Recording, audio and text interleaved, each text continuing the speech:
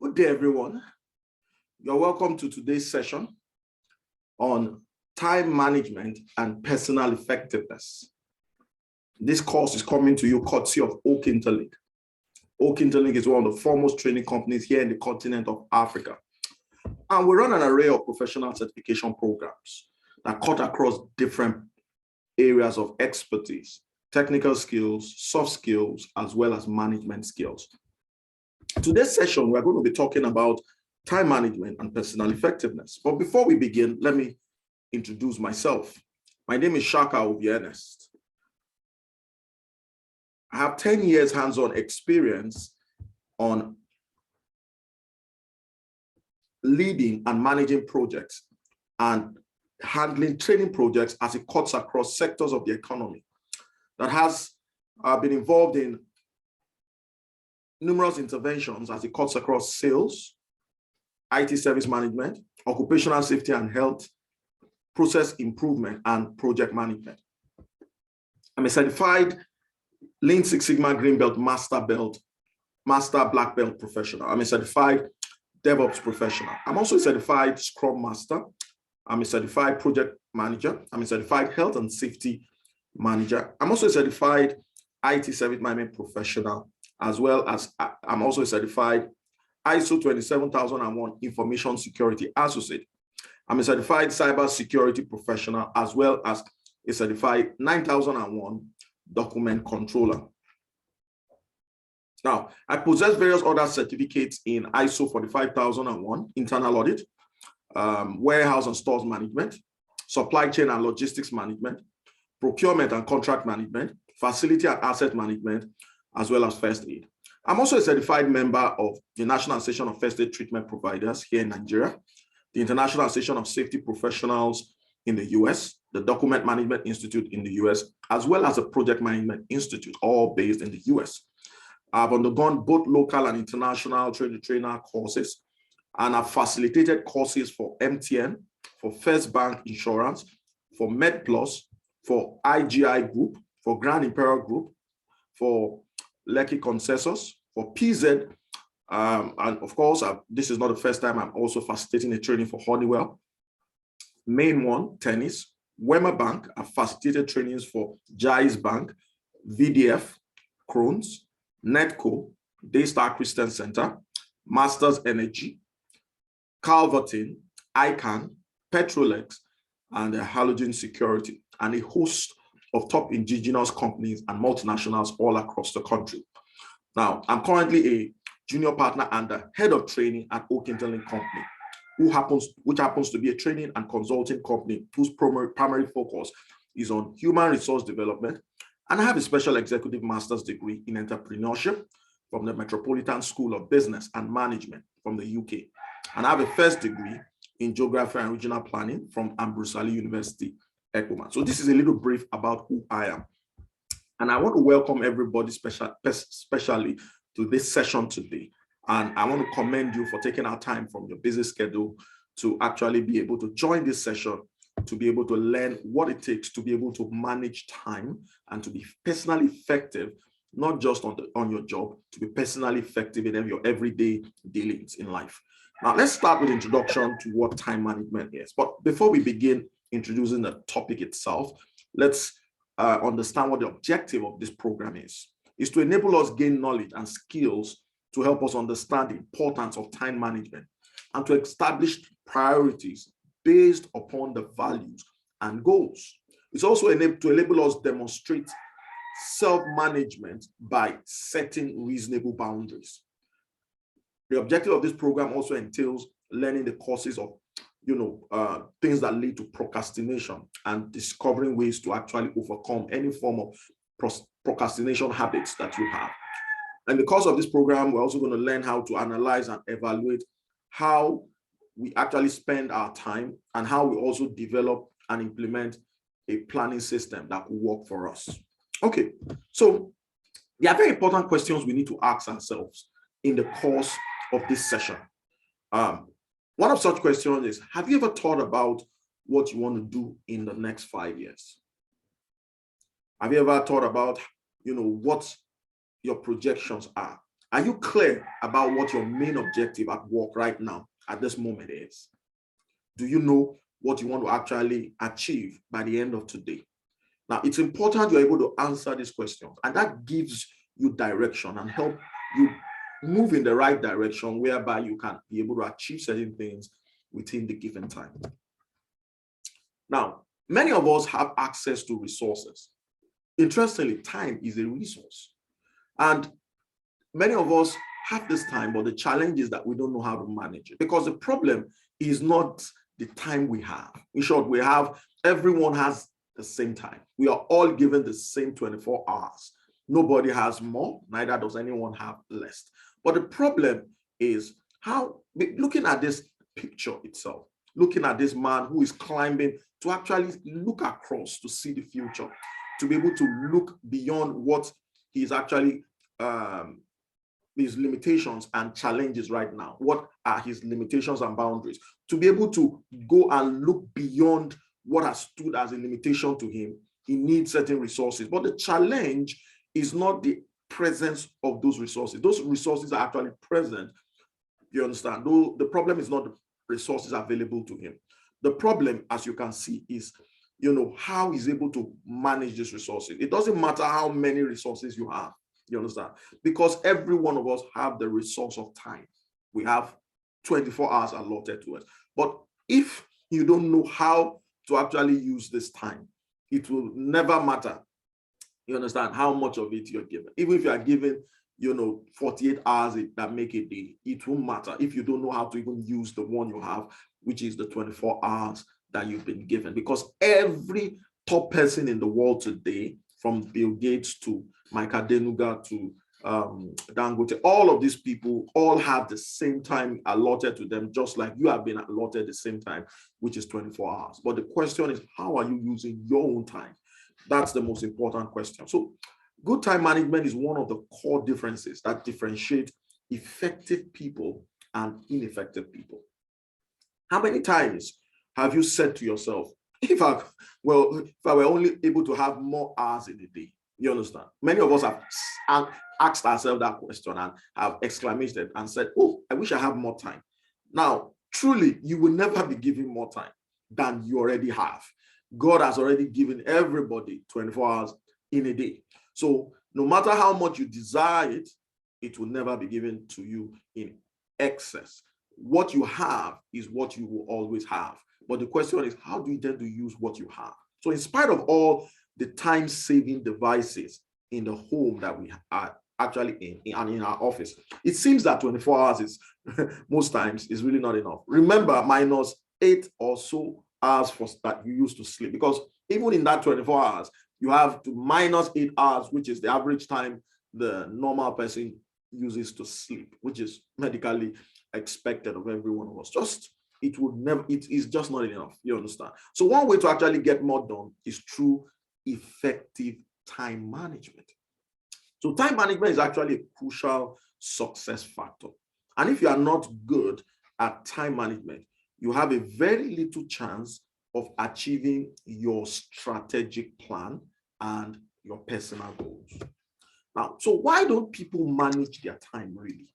What's the problem? What's the challenge? Because every one of us have 86,000 seconds in a day. Every one of us has this.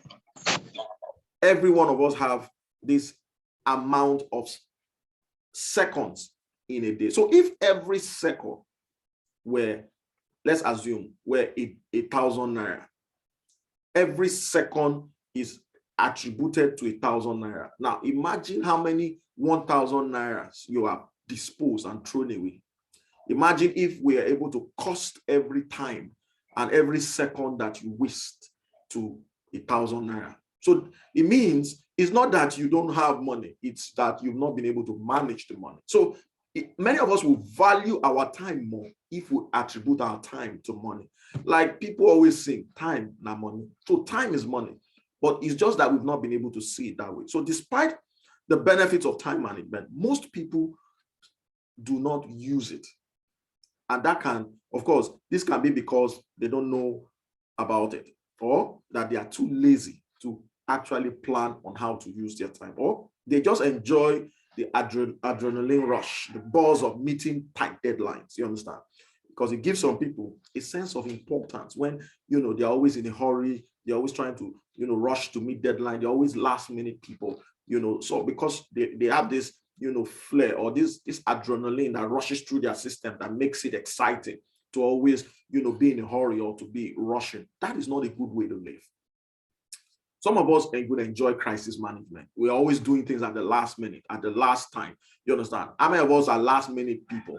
You understand? These are things that actually affect the way we actually do the things we do and how we are able to manage our time.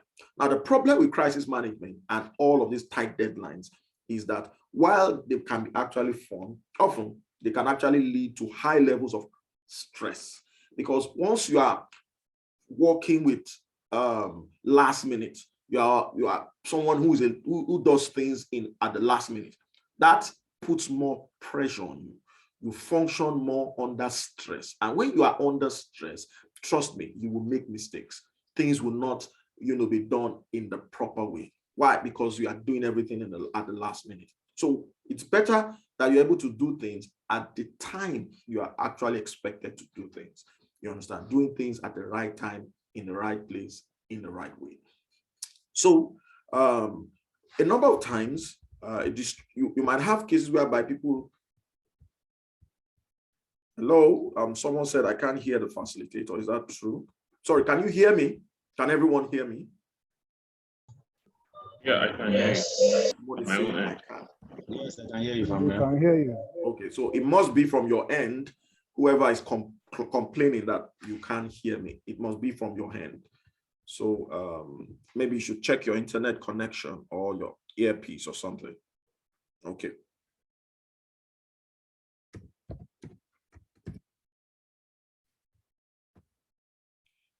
Okay, so since everyone can hear me, I can go ahead. So a number of times it's important we understand how to go about doing it. So what is time management in itself? It's actually the art of arranging, organizing, scheduling, and even budgeting one's time for the purpose of generating more effective work and being productive, which is known as time management. So time management actually involves exercising conscious control over the amount of time spent on specific activities with a focus to actually increase effectiveness, efficiency, or productivity. Because there are things you sincerely have control over. We acknowledge that there are things you don't have control over, but there are things you do have control over. Now, the things you do have control over, you must be able to list this out. And the things you don't have control over, you must be able to list this out. So as we are actually seated listening to this session, I want us to quickly do this. I want you to tear a sheet of paper and list some of the things you have control over within your working environment while you work, and when it comes to your personal life and the personal things you do. So I want you to list what you have control over and list, and then draw a line, and by the right-hand side, list the things you don't have control over. We're going to come to it at the end of the session. So let's quickly do that. Tear a sheet of paper, if you're writing and jotting, just quickly list what are the things I have control over at work. List at least 10 of those things. Then on the other hand, on the other side, list what are the things I don't have control over. List some of those things you don't have control over. For example, you don't have control over the weather. That's one thing you don't have control over, certainly. You understand? Now, in Africa, we tend to want to see how we can have control over the weather. But really, you don't have control over the weather. So that's one thing you want to list as the first thing you don't have control over. So list other things. What do you think you don't have control over? List these things, as we're going to look at them in the course of this session, in order to help us understand how better to go about doing the things we do. Now, hence, time management actually helps an individual to be more organized and even to be more productive at the end of the day. So time management is the act of process or process of actually exercising conscious control over the amount of time spent on specific activities, especially to increase efficiency or productivity. Now, time management may be aided by a range of skills, tools, and techniques. used to manage time when accomplishing specific tasks, projects, or goals. So please, let's, and I'm giving us 2 minutes to list out all the things we have control over and the things we don't have control over.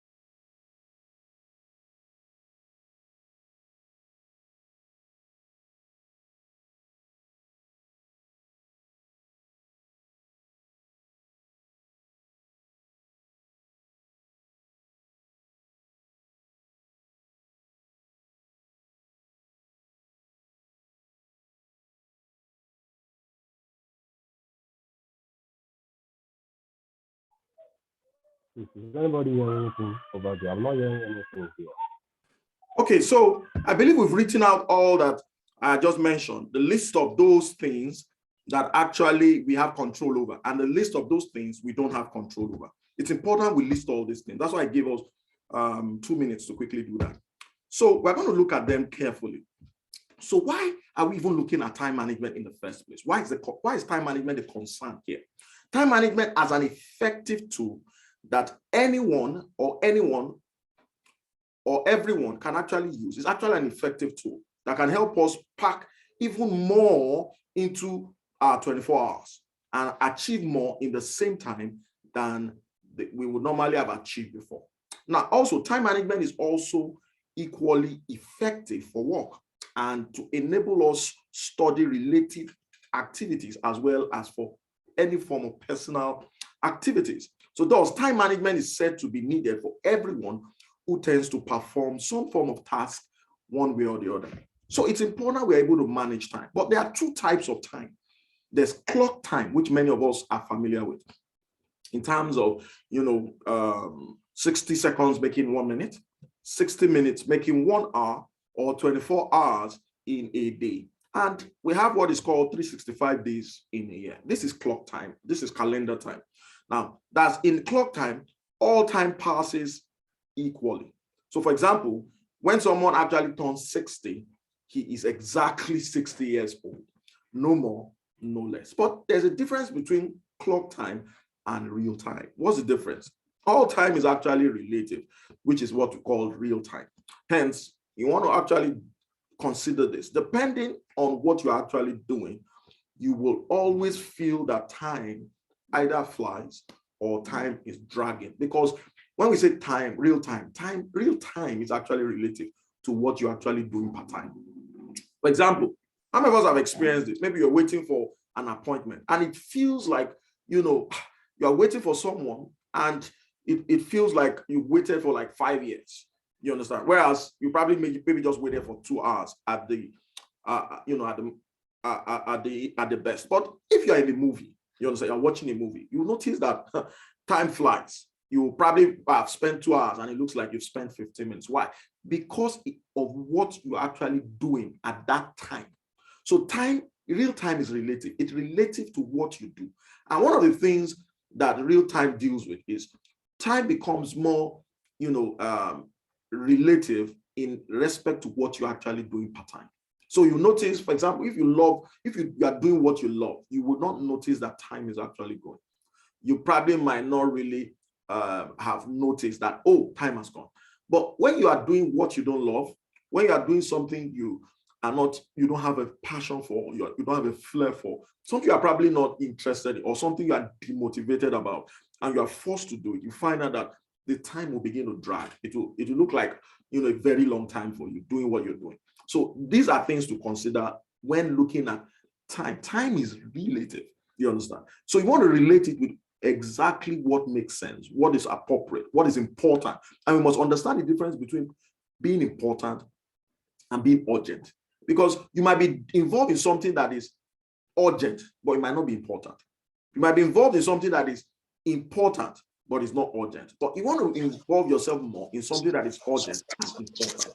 These are very important things we must consider when we are actually managing our time. Okay, so let's look at the importance of time.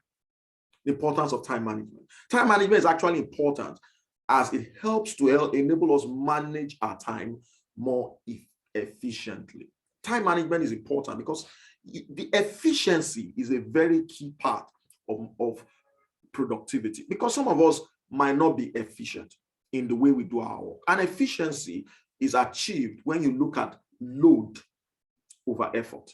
So the question is, there might be a lot of things you are doing, but what makes you more efficient if you are exerting less energy doing more? I repeat, what makes you more efficient is when you're exerting more energy, less energy, and you are achieving more. But you are not efficient when you are being given more load, more work to do, and you have to increase the number of effort in commensurate with the load or the more work you've been given. Then you are not efficient.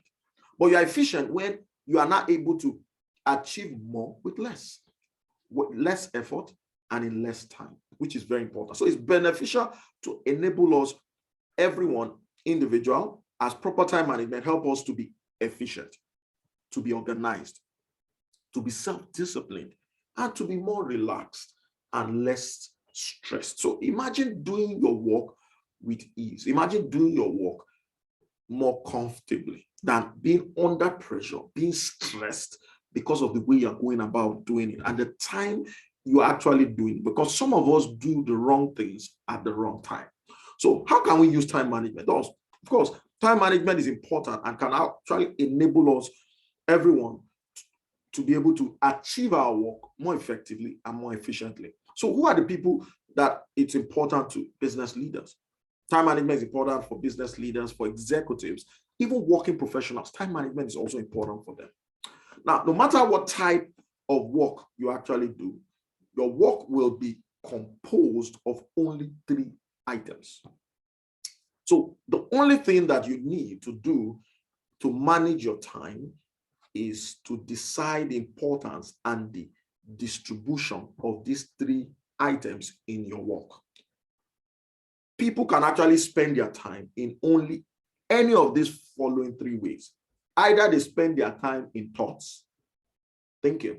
So people spend their time daydreaming. People spend their time being carried away while, you understand, sitting down to work. So their mind is wandering all over the place. That is time wasted. People spend their time in conversations. They're having conversations with a colleague. They're having conversations in the cafeteria. That's time. Or people spend their time in action, in productive things, things that impact on your KPI, things that impact on your key performance, you understand, the things that impact on your performance at the end of the day. Which one is more important for you? Now let's look at some of the steps that can enable you manage your time. Some very key steps that will enable us manage our time. Now, there are very, very simple steps. And let's look at these three. Number one, let's start by actually looking at the use of your time by, number one, using what is called an activity log to evaluate how you use your time. An activity log is to help you right now to be able to measure your current performance, how you're actually using your time. Really, you can improve in how you use your time if you don't know presently, you are not able to capture and measure how you are currently using your time. And that's why if you get into the hospital, the first thing that the hospital will do is to take your current condition. Even if you're complaining of a particular thing, maybe you are, having pain somewhere, or you are having a particular, discomfort somewhere. Normally, what will happen is that when you get to the hospital to make a complaint, the first thing they will do is to find out what's your current condition, meaning they will take your blood pressure, they will take your temperature, they will take your height, your weight, just to confirm what is your present condition right now. Now, it's the same thing. For you to be able to, for the hospital to improve your condition, they need to know what is your present condition so that when there's an improvement, they will know. So it's the same thing. You need to be able to enter what you are doing right now in an activity log. So in the next 3 days or in the next 2 days, I want you to document all the things you are doing, how you are actually spending your time right now. Because it's better to invest your time than to spend it. Many of us end up spending our time instead of investing our time. If you invest your time, you end up gaining profitable returns. But if you spend your time, it doesn't return. There's nothing that comes back to you. It's gone and it's gone forever. And that is one thing that never returns. Once you exhaust it, once you spend it, it never comes back. You understand? It's gone and it's gone. You can never return back to the age of 10. You can only be 10 years old once in your life. Once you've gone past that age, that's the end. So also, that's the same thing with the way you spend your time. But it's more advisable for you to invest your time than spend it. So find out the way you are spending your time right now to be able to trace back if you are actually investing your time, how you are spending your time. That's one of the things you want to first do. You want to be able to enter all the things you are doing in an activity logbook. So list out what are the things I do when immediately wake up in the morning and I get to the office. What are the things I do? You can just begin to list them out and check the amount of minutes, hours, or seconds you spend doing those things. That's how to measure currently how you're actually using your time right now. You want to know how much your time is worth also, because you want to also attribute and do this calculation. Now, look at how much you are earning in terms of your salary, how much you are being paid at the end of the month. Look at how much you are being paid and divide it by the number of hours you spend at work. That will help you know your worth and what every hour or every minute is worth to you. It will help you value your time more better, because if you're able to calculate, if you earn, for example, 100,000, and you're able to divide that by the amount of money, amount of time you actually spend at work. So if you spend 8 hours at work between 8 to 5, and you spend, 5 working days, you understand, in a week, and then you do 21 days in a month, you want to be able to do that calculation to calculate, okay, if I earn 100,000, that means how much do I earn in 1 week, in 5 working days? How much do I earn in 1 day, which is 8 hours? How much do I earn in 1 hour? That tells you how much you are worth and how much that 1 hour that you are expending gisting with a friend, or that amount of hours that you're spending, sleeping or relaxing or eating, even eating. If you spend too much time eating, you understand, that means you can look at the amount of hours and time you're actually spending, wasting away. You understand? So you might say, oh, it's important for us to. That's why, because people relate time, you understand, with money. That's why they created what is called fast food. That's why people have instant noodles. That's why people have instant coffee. The idea is how do we conserve time? How do we reduce the time we spend doing certain things? Because if you want to know how much time you are spending, do this calculation, and it will help you know how much time you're actually spending and how much time you are investing in certain things. Knowing how much time is what is very important, and therefore which tasks should be avoided and dropped, or which tasks should actually be delegated, because once you know how much time you are spending on, and you are able to know this is the time I'm spending on this, and this is the time I'm spending on this. So you are able to now separate and say, these are the things that are important, and these are the things that are not important. So what should you do? Spend time on the things that are important and spend less time on the things that are not important. Now, the things that are not important, you probably want to delegate that. Why? Because it doesn't add value to you in terms of investment in your time. So you want to delegate those things. Now, you also want to ensure that you determine and agree on what is important for success on your job, tying it to what is key to your KPI. So in this list of activities you are involved in on a day-to-day basis, look at what impacts on your KPI. Look at what impacts on your performance, what impacts on your evaluation of how well you are doing your job. What are the things that impact on it? Those are the things you need to list out and pay attention to. And if you are actually looking at the things you have control over and the things you don't have control over, another list you should draw up are the things that you regard as important. And the things you regard as important are the things that impact on your KPI. So you want to also list those things out to have a good understanding of what those things are. Okay. Another thing is to identify the time management tools that will help you to actually use your time most effectively for success and for satisfaction, because there are many of us that really, we can be very lazy. Some of us, we need a push. Some of us need something to actually prompt us. And that's why we need to use what is called time management tools. They are very important time management tools that can actually aid you and help you effectively manage your time. And what are these time management tools? They are tools that ensure to make you more efficient. For example, efficiency, like I said, is actually achieving more with less. So it means load over effort.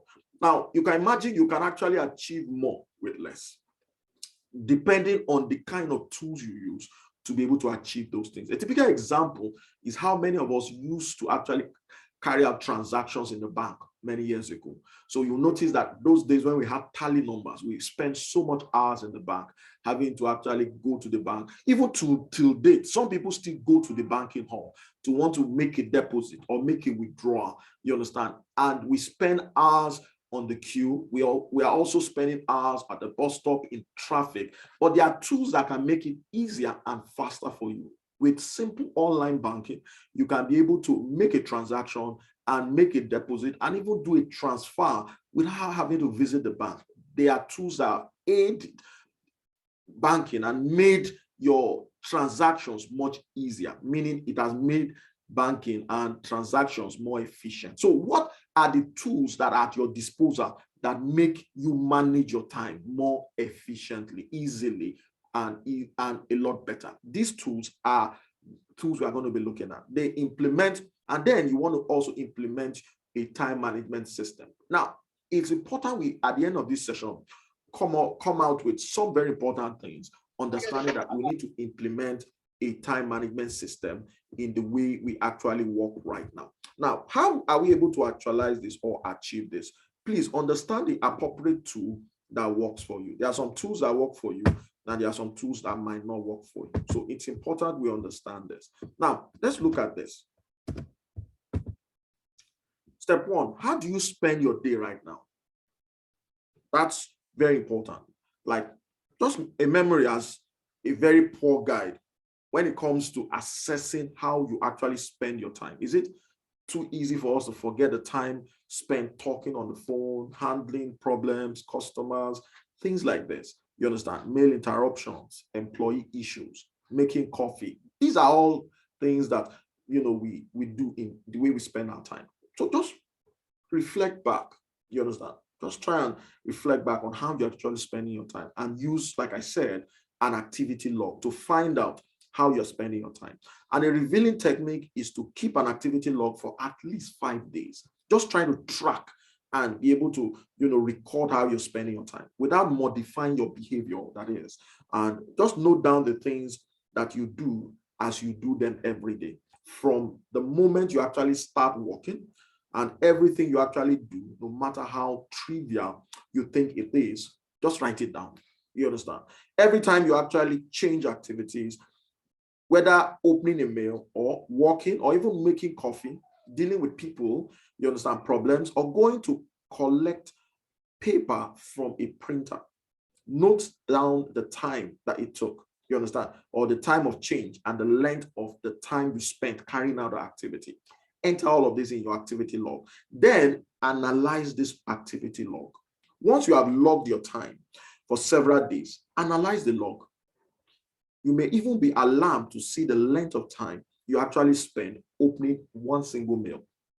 You might be shocked at the amount of time you spend talking to people in the cafeteria, talking to people, you understand, colleagues in the office. You might be alarmed at the time, it takes for you to even eat, you understand. So dealing with interruptions or even doing low value jobs, you will see the time you are spending doing these things and you'll be alarmed at how much time you are wasting. Then another thing is, how much are you worth? How much is your time worth? Now, the first part of our focus here or result is to work out how much your time costs. You understand? Then you also want to, how should you now spend your time? An important part of this is focusing on the results, which is working out what to focus on actually.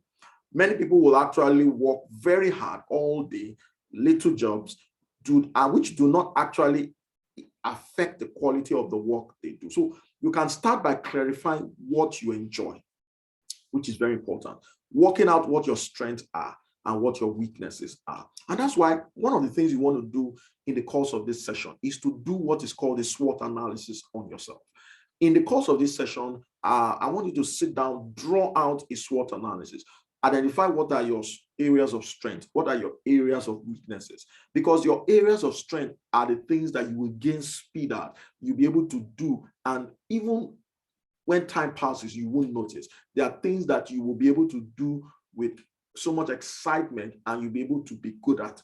And those things help you take advantage of the opportunities of advancing, of meeting your target, and being able, of course, also to be able to bring better results to the organization. Then all the things that threaten you, things that are your weaknesses that might act as a threat, those things are the things you will need your team members to complement you in. And that's why individuals in an organization are put in a team of a unit or a department. So you want to look at what your areas of weaknesses are and identify them in some of your team members. Allow them complement you in those areas. Lean on them to assist you in those areas. Why? Because those areas are areas where you are exposed that could threaten your competence, your ability to deliver, your performance, and even affect your KPI. So what do you do? You rely on some of your team members to complement you in those areas. That's why you are placed in a team. You are placed in a team so that, those areas where you have weaknesses, your team is able to actually complement you in those areas. It's very, very important we understand this.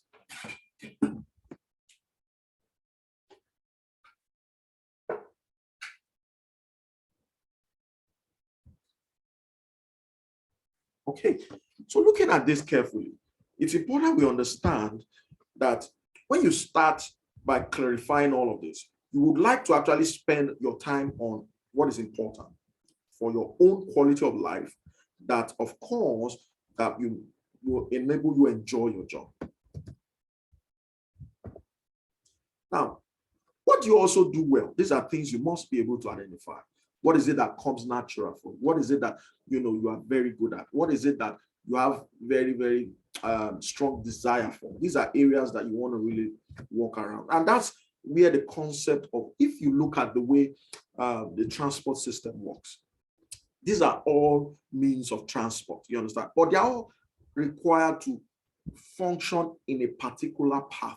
It means if you have a train, you have a car, you have an aircraft, you have a bus, you have a ship. They are all means of transport, but they all are able to function along a particular pathway.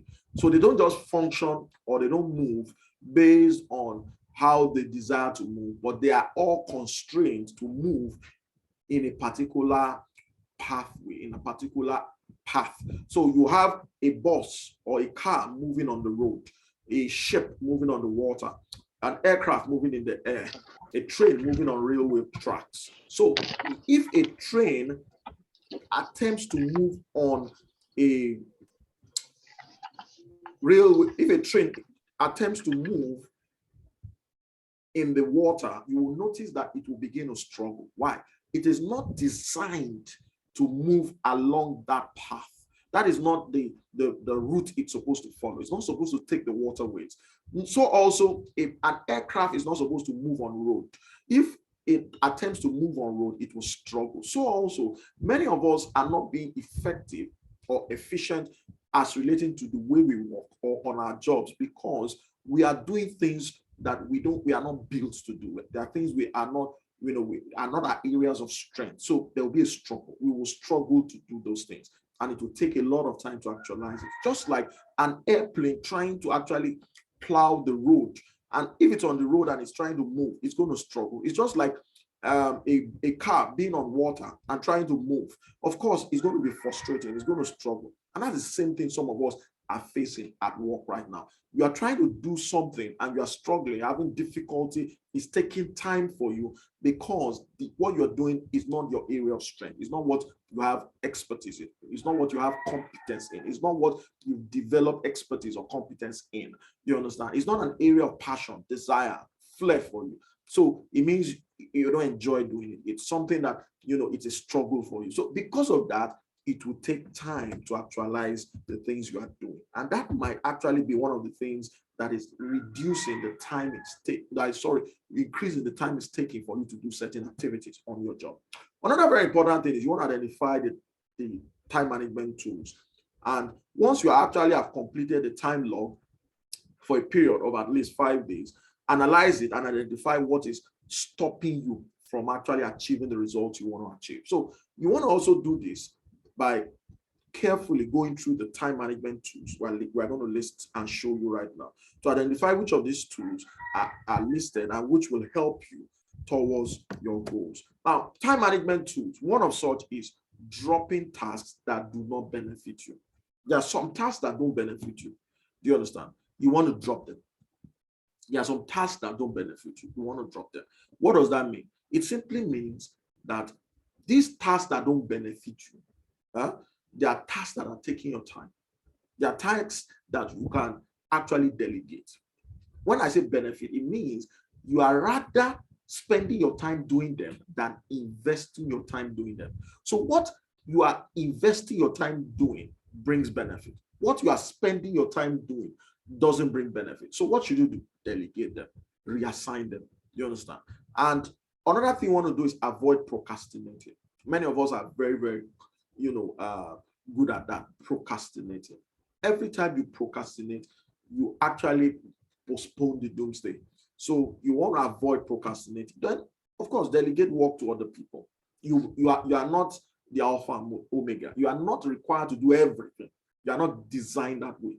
You understand? There are some things you are not designed to do. There are some things that are not in alignment with your KPIs. They are not in alignment with the work you're required to do on your job. What should you do? Delegate them. Delegate them to other people. Then create extra hours for yourself. You understand? How do you create extra hours for yourself? No, even though I recognize the fact that what you have is 24 hours, you don't have more than that. But you can create extra hours for yourself. How do you do that? Get up early. Get up early. That's how you create extra time for yourself. You understand? You get up early. You're not going to be efficient. You understand? And in getting up early, you get up 1 hour earlier. You understand? For a year, you have effectively created 10 additional hours within the week. Do you understand? By simply getting up early, you have for 1 hour, you get up, you understand, early for 1 hour, just 1 hour, you understand, for every year. You have effectively created around 10 additional working weeks for yourself.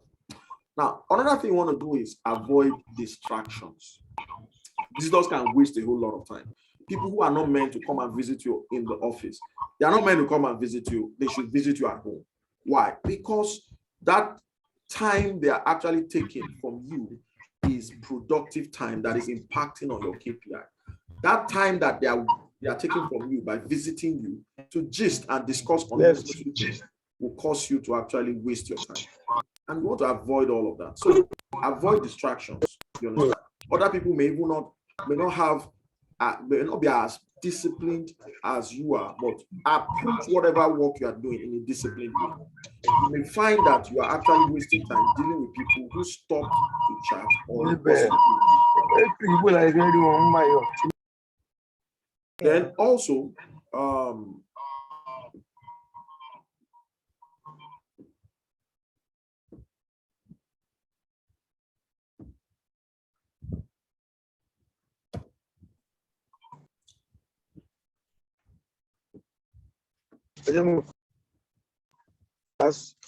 number 6, avoid phone calls.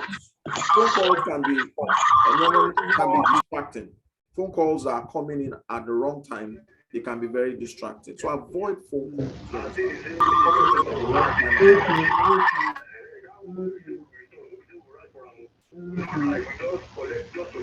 Okay, just to check whether not the same problem. That one, yes. Okay, your head did it. And they come now, happy. Please, can we mute ourselves, please? Okay. Another very important thing is concentrate on the results and not just being busy. We want to concentrate on the results, meaning the outcome. And we are not focused, we are meant not to be focused on just being busy all the time. That's not the focus. You don't want to just be busy all the time.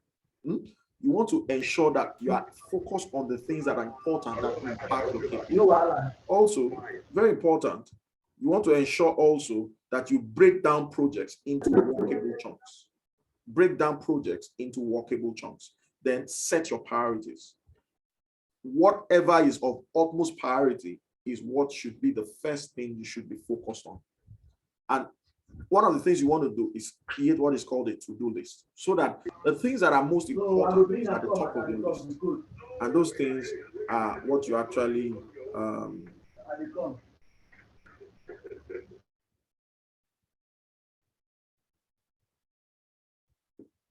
so you remove anything that is not important and remove them from all the activities you are involved in a day. So set up by creating a to-do list every day so that you attend to the things that are of utmost priority. Develop a plan for how you intend to actualize your work within the week, and ensure that you get organized. Anything that might distract you, take it away from the way. So in your office, ensure that things are arranged, they are orderly, they are organized, your files are arranged. Once things are disorganized, imagine how long it takes. Let me give you a typical example. Now, I did this intentionally for you to see something. Now you might look at this and say, oh, sometimes you don't want to have something like this. This is a typical example. Now, this is something that is quite disorganized. Now, this is very disorganized. You can see. Now, it means in order to be organized. So, for example, if I'm searching for something, Now, imagine how long it would take me to search for something. I'm looking for a particular document. I'm looking for a particular file. Because these things are not organized, it will take me a longer time to search for a particular document because they are not organized. So if you look at this now, many of us, we have our computers this way, quite disorganized. So many things scattered all over the place. Things are not in their appropriate places. They are not in the right folders. And that could also take your time. So what you want to do is go back to your office, look at your desktop, look at your system, your computer, look at how you have arranged most of your documents. Files that are supposed to be arranged in a particular folder, documents that are supposed to be arranged in a particular folder, you understand, or a particular file, as the case may be. So even though we are using a computer, in order to search out certain documents, it might take us a lot of time to do that because we are not putting them in an organized way. And that could also affect you. So one of the things you want to also use is an organizer. It's a lovely tool to help you to be able to organize yourself.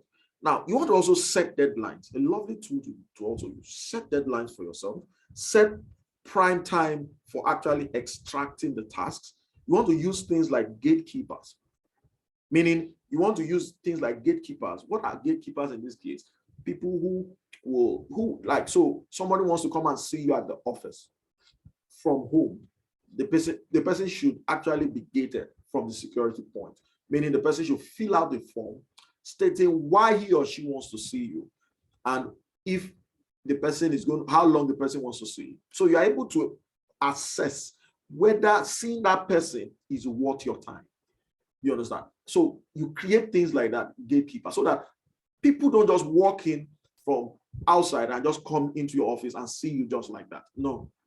So some people, you might find it difficult to turn them down and turn them away because you are being sentimental, or because you don't want to hurt their feelings. So you might condone the time they are spending with you in wasting your time and gisting irrelevant things that are not relevant. So you introduce gatekeepers whereby they will prevent any kind of person to come into your office, to come and chat with you or see you if it's not worth your time, if it does not align with anything that's going to add value to you or help you meet your KPI. So you want to also hold 5-minute priority meetings, you understand, with your team members. Also, you want to also ensure, okay, what are the most important things we need to attend to today? The first quarter of today, what are the things we need to quickly address? Those are priority meetings you need to have with your team. Then you want to use a diary, you understand?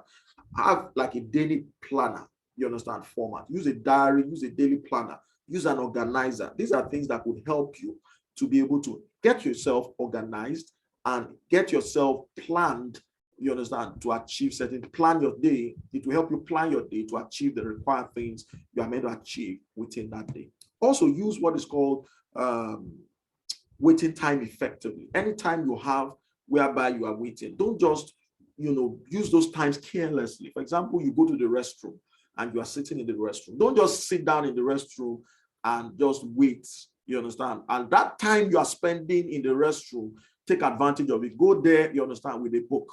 You understand? Go there with a document that you need to, go through. Go there with something that you can use to pass time and not just, waste time, but something that you can also use to catch up. Meaning there's something you're supposed to check, there's something you're supposed to review, there's something you're supposed to look at on your phone, there's a report you are meant to read on your phone, there's a report you are meant to check, you understand? You can go into the restroom and then go with that report to look at it while you are there, you understand? Or at the reception waiting for a client, you understand? You can go with something that you can read, study, so that you are not just waiting idly or doing nothing.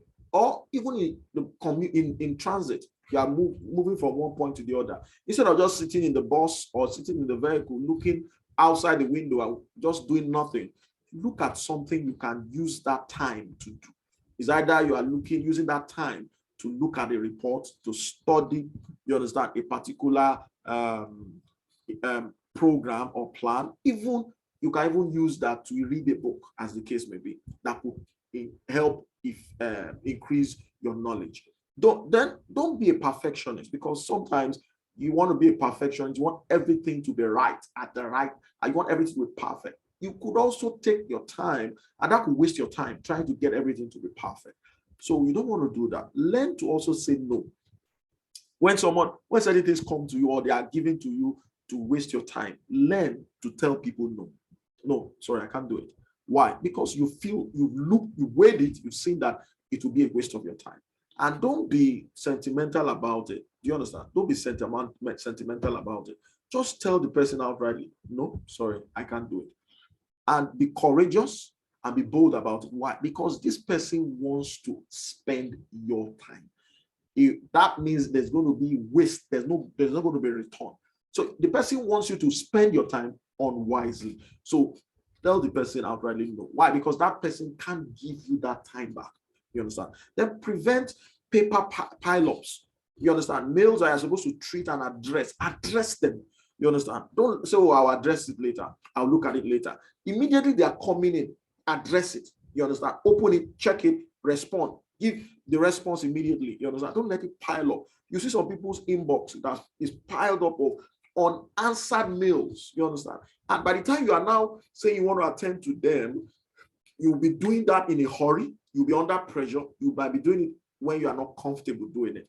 So why not do it immediately? It's coming in, you address it. Don't allow files also pile up on your desk. You understand? Because by the time it's piling up, you are also in postponing the doomsday, meaning it could also lead to queries. It could lead to issues whereby it will not put you under pressure when you now need to attend to these things, because you are now trying to race up to meet a deadline. So why not attend to them when you are more relaxed or more comfortable to attend to those reports, attend to those documents, those mails, those things that are piling up, attend to them. Then try as much as possible not to, you ensure that you discriminate, meaning you are able to differentiate between what is good and what is not good, what is appropriate and what is not appropriate, what is important right now and what is not important, meaning you must discriminate in the sense that you must be able to separate what is important and what is not important, what is urgent and what is not urgent. You must be able to separate them. Now let's look at some of the components of time management, some of these important components. One of such components is planning. Another very important component is organization, being organized. Another very important component is delegation.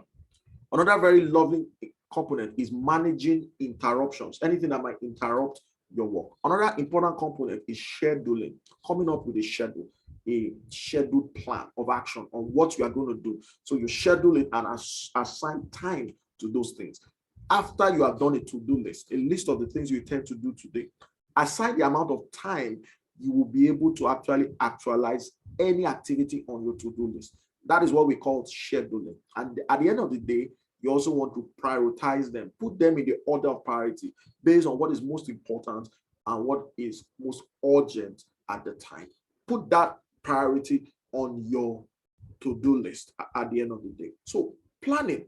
For effective planning, it's important that you know the difference between what is urgent and what is important.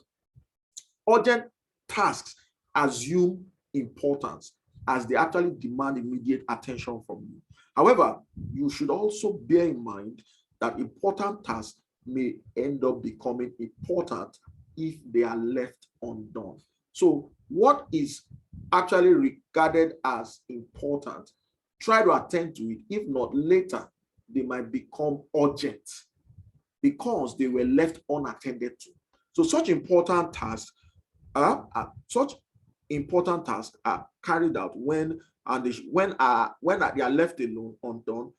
They may actually lead to long-term effects that could affect the performance of your job and your KPI. Another component here in time management is organization, being organized. Organizing is actually an important component of time management. And when you're actually better organized, you are better prepared to do your tasks even more quickly and diligently. Now, you do not actually waste time in just searching for and locating misplaced things. You must also ensure that you are gathering resources at the last minute to do the task. So in terms of things that when you're organized, you find out that you are putting the things at the appropriate places so that you can actually access them when you need them. But if you are not organized, it means they are scattered. It will take you extra time to search for those things because you were not organized in the first place. So you are looking for your biro. You can imagine how much time you might take. Some people, their desk is scattered to search for one single biro. You are looking for a stapler. You are looking for sellotape. You are looking for a file because you are not organized. So it will take you more time than expected to search for those things. But if you have your stapler placed in a particular drawer, you know that the stapler is always in this drawer. When you finish using it, you put it in that drawer. So immediately when you need it, you pull that drawer and you're able to pick it from there. Why? Because you already know where it is and you've organized yourself in that way. So it saves you a lot of time. Now, some of the steps of organizing is to set goals. Set appropriate goals. Another very important thing is to prioritize. Whatever goals you set for yourself, you must put them in an order of priority, which is based on what is most important. Then form good habits. Some of us have very terrible habits. One of the terrible habits some of us have is procrastinating, which is a very, very bad habit. So some of these the following are some of the principles or steps that enable you organize yourself well. Set goals, you understand? And organizing begins with setting goals, both short-term and long-term. And when we talk about short-term goals, is what you want to actually do at the immediate, which is urgent. When you're setting long-term goals, there are things that you can actually take your time to do, which are important, we understand, but they are not urgent. So they are regarded as things that are set as long-term goals, things you want to actualize. And then you should actually make them smart. What do you mean by making them smart? It means you must make them specific. These goals you're setting must be specific. They must be measurable. They must be attainable. They must also be realistic, and they must be time-bound, meaning they should have a duration. You should set a time for them whereby you want to actualize them. So what goals have you set for yourself this first quarter in this organization? What goals have you set for yourself? These are things that you need to actually establish at the end of this training. Always also remember that all goals have a beginning and an end that you must attach to it. In order for you to identify the beginnings and ends, it is important that you are able to attempt following these goals by ensuring that they are smart. The first step towards managing your time is to set these goals. While setting these goals, you should always keep in mind that you should set these goals with a specific and concrete, defined time frame in mind. Another thing is that you must develop and plan out a schedule. And whatever schedule you have planned out, you must prioritize them. Put the first things first in your prioritizing of them. Put the first things first. You understand? And priority is a must to do, than to rather do. You understand? Priority is a must to do rather than a want to do. So when you are prioritizing, one of the very important things you must take note of is, okay, must I do this now? Or do I want to do this? So your priority, the idea here is that prioritize as a must to do first. You understand? Rather than a want to do. Because you might want to do it, but it's not a must that you do it now. You understand? It's not expedient that you do it now. So you must prioritize in that way. Then scheduling is also a very important part of your prioritizing. Scheduling, coming up with an appropriate schedule is also a very important part of your prioritizing. Now, the next step after you have actually set goals for yourself is to develop and plan out a schedule. It's important you are able to develop a proper plan and come up with a schedule. Initially, planning may even seem to be like a hard task to do. However, with practice, it will become the easier and even more natural thing for you to do. There are a few conditions that you need to actually keep in mind while developing a schedule. Hence, we are actually trying to make a schedule. You want to ask yourself these very important questions. What goals do I expect to accomplish? These are questions you need to ask yourself in trying to develop a schedule right now at work. You also want to say, what approach do I need to adopt to reach these goals? What tasks are more important than others? How much time will each of these tasks require from me? These are questions you need to ask yourself in developing a schedule and a proper plan of action for yourself at work right now for the next, you understand, few days of this week. You also want to ask yourself what time of the day is best fitted to do each of these activities I've listed out. And then what provisions do I need to actually keep my schedule flexible to allow me do things that are unexpected. Okay.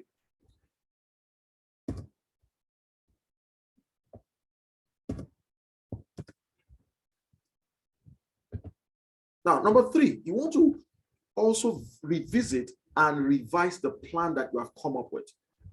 You must revisit and actually revise the plan you've come up with and ensure that you form good habits. When we talk about good habits, please never procrastinate. That's a bad habit. You understand? Good habits actually also ensures that you be self-disciplined. You understand? Because good habits require you to be disciplined, be consistent in what you're doing. It means if you need to come up with a to-do list every morning, you must be disciplined to do it, and you must see it through every day. Don't say, oh, I'll do it later. and you don't end up doing it, and the day goes by without you being organized to do the activity you are meant to do based on the ones that are of utmost priority. So putting a to-do list means you can be able to measure at the end of the day your performance based on what you had set to achieve that day. So if you did not do certain things, you will know at the end of the day that you fell short because you had set up a to-do list to do that. You also want to keep focus, you understand, with a journal or what is called a day planner. You understand? How many of us have journals or at least a day planner or an organizer or a diary? At least we should have some of these very important time management tools that will aid and help us to be able to manage our time. Some of these things have been put in our phones now. So technology has made it easier. You understand? So there are things you are meant to do, and you have an organizer that an alarm will go off, trying to also create some form of reminder for you that, listen, you're meant to do this, and the time is up for it. Why not do it now? These are very important time management tools that will aid you to remember things you're meant to do at the appropriate time. Okay, so now you must know the goals that you want to actually reach, and you have developed a planned schedule to reach those goals. So the next critical step in time management is to check whether the plan is working and check how you are actually using your time right now. This step will actually help you identify the divergence between your time schedule and the actual followed schedule. You need to also then alter the schedule of your actions and revise your plan for better time management. So a number of times you might have certain things that might have come up that might alter the plan you've come up with. Make those adjustments, you understand? Meaning you revise the time. Some things you regarded as utmost priority might no longer be of utmost priority. So you rejuggle your to-do list and put the things that are of utmost priority that you've identified as at the top, and the ones that have changed to no longer be of utmost priority, you bring them below. You understand? Because you must keep revising what you are meant to do, because some might be in might be very important, but later might no longer be important. That's why you must keep revisiting this plan of action you have put together to carry out in the course of the day or the week, and keep readjusting them as the week goes by or as the day goes by. Like I said, one of the very important tools you want to also use, delegation. Some of us, we keep having this mindset that nobody can do it the way I would normally do it. And that's what a lot of managers do. They make this mistake of delegating. So you feel that nobody can do it the way you would do it. At the end of the day, you become, you understand, exhausted, tired. You are also spending more time doing certain things, and some other things are suffering because you are not delegating. And that's why you have a team and you have people assigned to you to delegate certain things to them. And delegation is an important concept.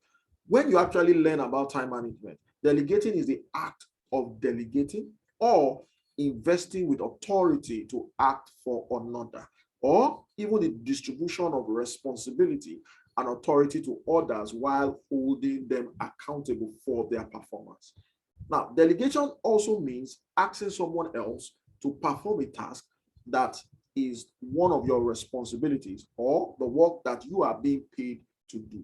It is entrusting responsibility and authority to others so that they can become responsible for us, for their results. But when we also remain accountable to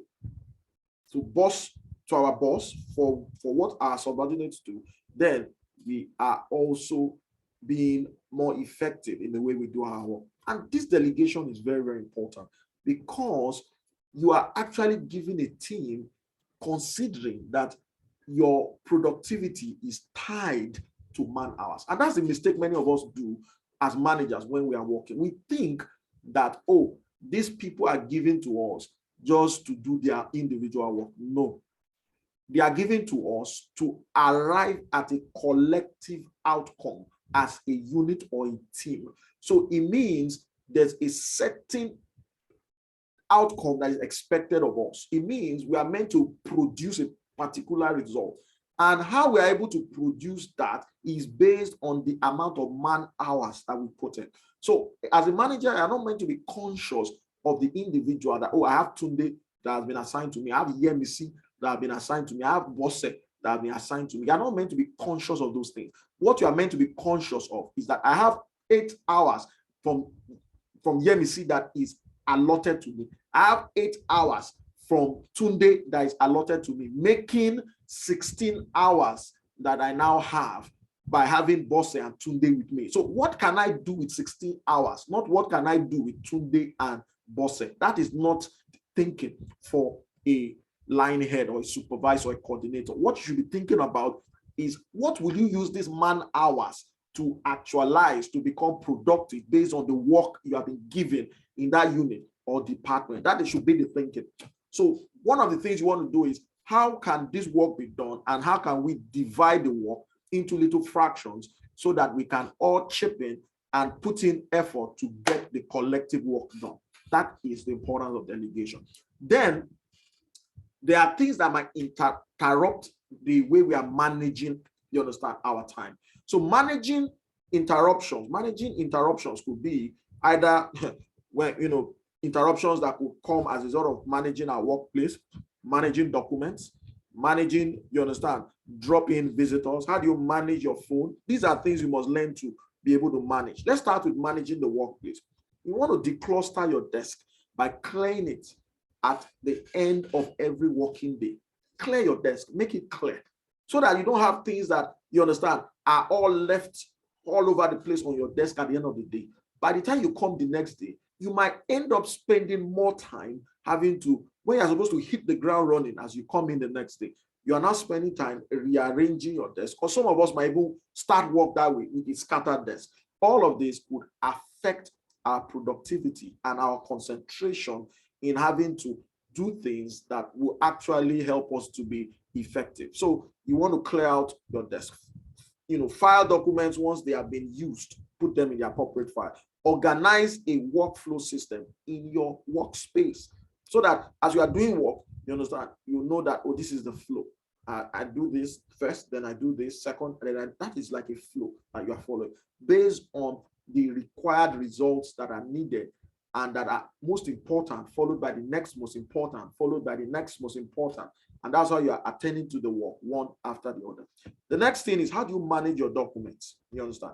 Define what you need to actually keep and for how long you need to keep it. Because there are some documents that are with you that are not important, that are not valid, they are not relevant, they are just taking up space on your desk, hereby causing you to be more disorganized and causing you to spend more time searching for things that are actually important to you because they are getting in the way. So documents are not relevant, files are not relevant, please dispose of them, both in your system, in your computer, and even on your desk.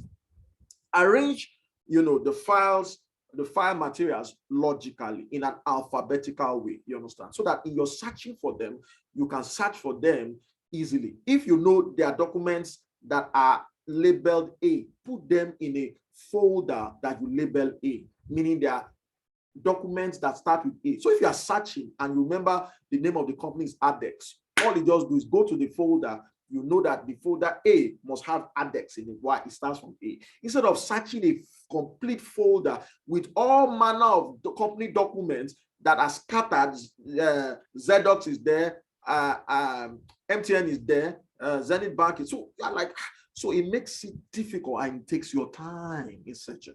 Then also facilitate easy access to materials and then push the files on a regular basis. Now, when it comes to managing drop-in visitors, because there are visitors that will just drop in, you understand, at any time. You could see an old colleague who says, I was just passing through your office. I said, let me just check up on you. How do you manage this kind of situation? Because they want to spend your time, your valuable time. They want to spend it for you. Because if you don't know how, if you've not decided on how to spend your time, there are people who will decide it for you. That's the truth. If you have not decided on, oh, this is how I want to spend my time, because you have not given a purpose to that time, that 1 hour, that 30 minutes, that 1 minute, you have not given a purpose to it, other people will give it a purpose for you. At the end of the day, what they are trying to do is to waste your precious time, and they will not refund it. And once it has gone, it has gone. You can never get it back. So what should you do? Invest your time, because a time invested is a time that brings benefit and return. Either you invest time on yourself in developing your capacity, you understand, in your competence, your expertise, or you invest time in what brings promotion by meeting your targets, increasing the, you understand, meeting of your KPIs and all of that. Those are very important things, So create a visual barrier at your workplace to reduce drop-in visitors. Meaning, there are times, even if you're having a door, make it transparent. You understand? Transparent doors, you can see who's coming, and you can immediately, once you see the person coming, I don't want the attention of this person. You understand? You can immediately form busy and know that, oh, the person will see that you are busy and turn away. Why? Because you immediately saw the person.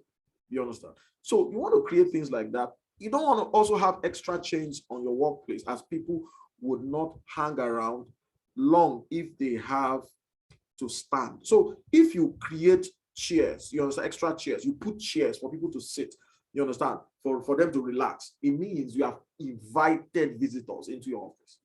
You understand? That's why you see some banking halls, they don't have chairs in them. Why? They are not expecting you to wait in the banking hall.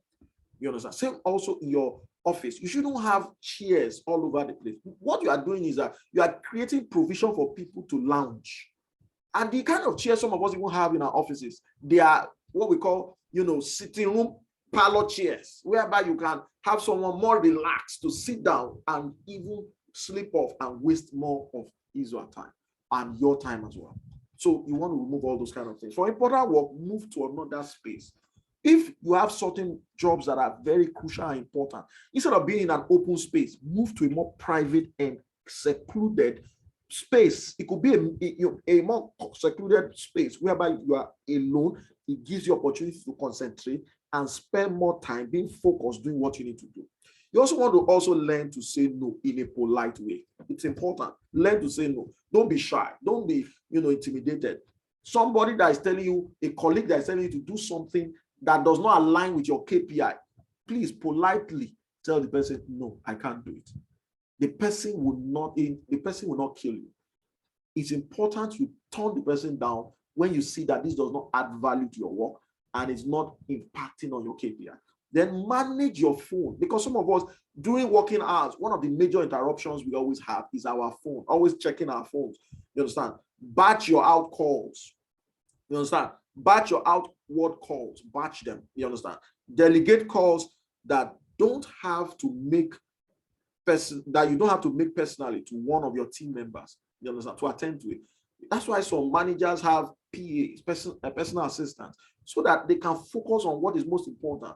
The PAs can answer the calls that are not as important, so that that time is invested in more productive things. Why? Because time and money, like we always say. So remember, you've calculated that this is what I earn at the end of the month. This is how much my 1 hour costs based on the time I spend. You understand? And how much I'm being paid. Then you also want to terminate calls once the business has been done. Then set up a rotation of team members of your team for handling incoming calls. You understand? So that it's not one person that is handling one particular client and then getting familiarized with a particular client, then begins to get personal. No, rotate it. You understand? Rotate it so that in case that one staff leaves, you understand, that one staff will not leave with the customer. That's why you should rotate, you understand, your marketing or sales teams dealing with clients, so that one client does not become too attached to a particular customer. Sorry, too attached to a particular sales personnel. Why? If that client becomes too attached to a particular sales personnel, once that sales personnel leave your company and goes to another company, that sales personnel will go with that staff, with that client. You understand? That sales personnel will go with that client. So you should rotate, you understand, your sales personnel with different clients, so that the client will realize that you are dealing with the company, not with the individual. This person is only representing the company. This person is disposable. Not that the person is indisposable. The person is disposable, meaning the person can be changed and someone else can answer your business. You understand? So you are not tied to one individual as a customer. There are types of interruptions that we should always be conscious of. These are the following are some of the corporates that could act as an interruption. Number one, over socializing on your job. You understand? Unnecessary meetings that we have in the cafeteria, unnecessary meetings that we have, you understand, while we are coming into the office, in the car park. Those are things that could, you understand, affect our time. Also, setting unattainable goals.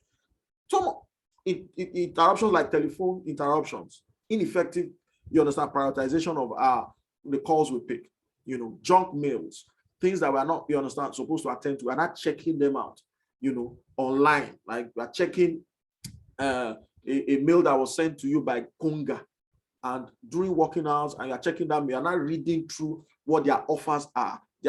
That is not applicable to your KPI and to the work required for you to do at that time.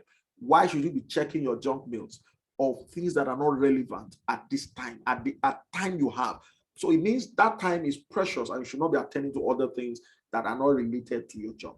Also, poorly run meetings that, you know, how many of us have been part of long meetings that you ask yourself, why? What are we even discussing in this meeting? There are meetings that it has no, the agenda was not drawn out from the beginning. The time frame was not assigned. So you have a meeting that we just come in, there's no agenda of the meeting, there's no time allotted for the meeting. We just have a meeting and we are just discussing based on how we feel or what we think. No, they waste our time. Every meeting you are coming into must have a purpose. You must have an agenda, and the agenda must be passed to everyone must know the agenda before coming to the meeting. Everybody must also know how many minutes this meeting is going to take before we come into a meeting, so that you don't waste people's time unnecessarily in meetings that are not relevant, meetings that are not useful, meetings that people are actually using to repeat the same thing again and again, irrelevant things. You understand? Then misfiled information, drop-in visitors, procrastination, waiting and delays, ineffective delegation. Things like these are all types of interruptions we have within our business environment that will waste our time, take us out from the most important things and put us into things that are not important. Now, in having to ensure we manage our time, we must be able to schedule.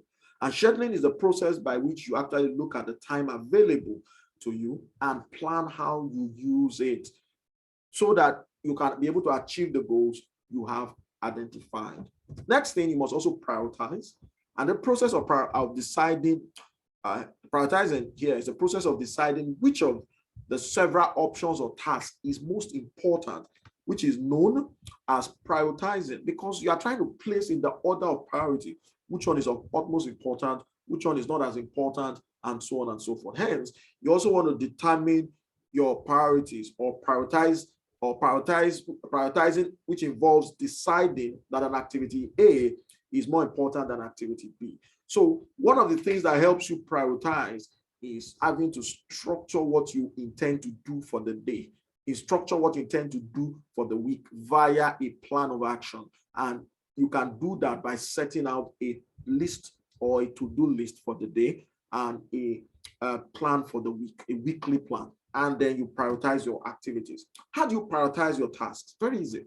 The following questions need to be actually considered to determine the priority of any of the activities you are involved in right now in your office.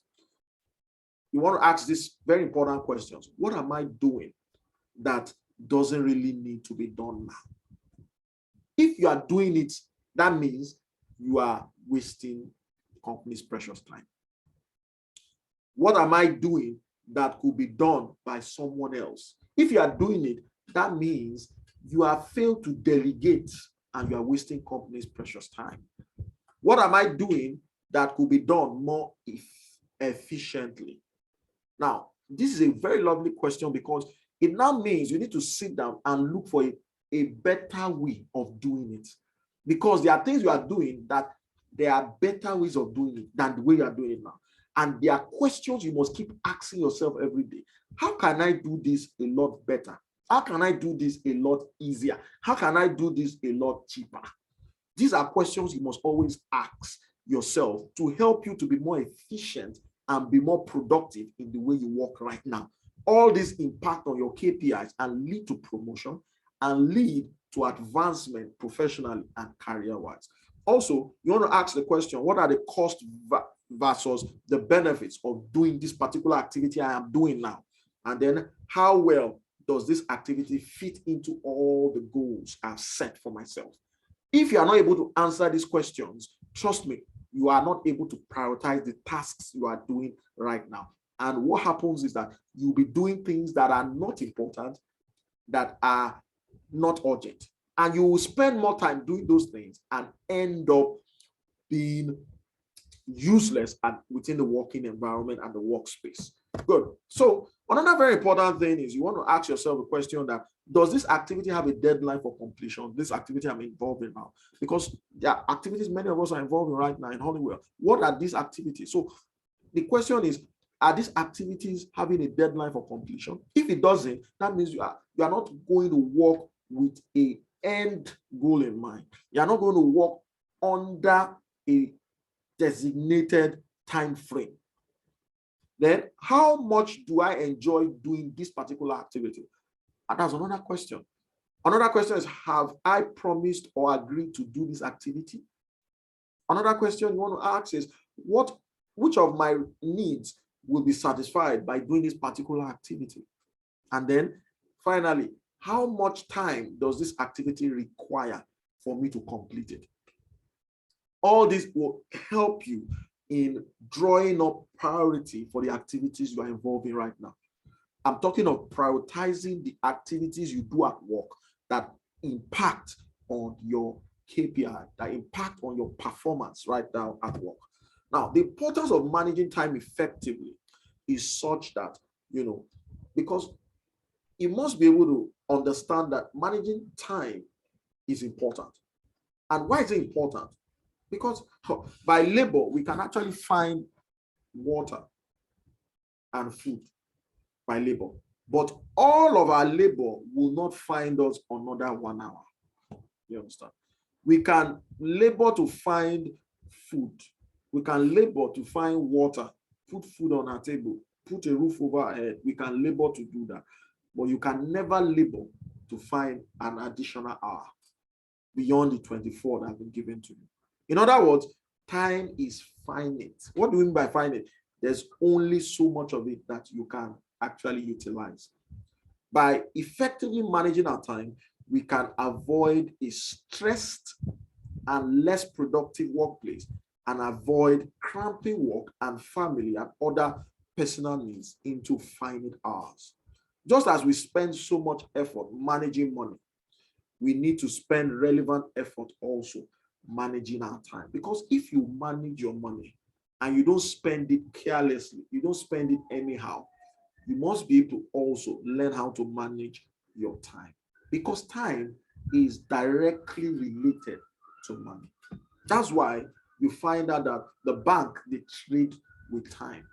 They are given money by the CBN to hold in their account, but that money is not useful to them if it is in their bank. So what do?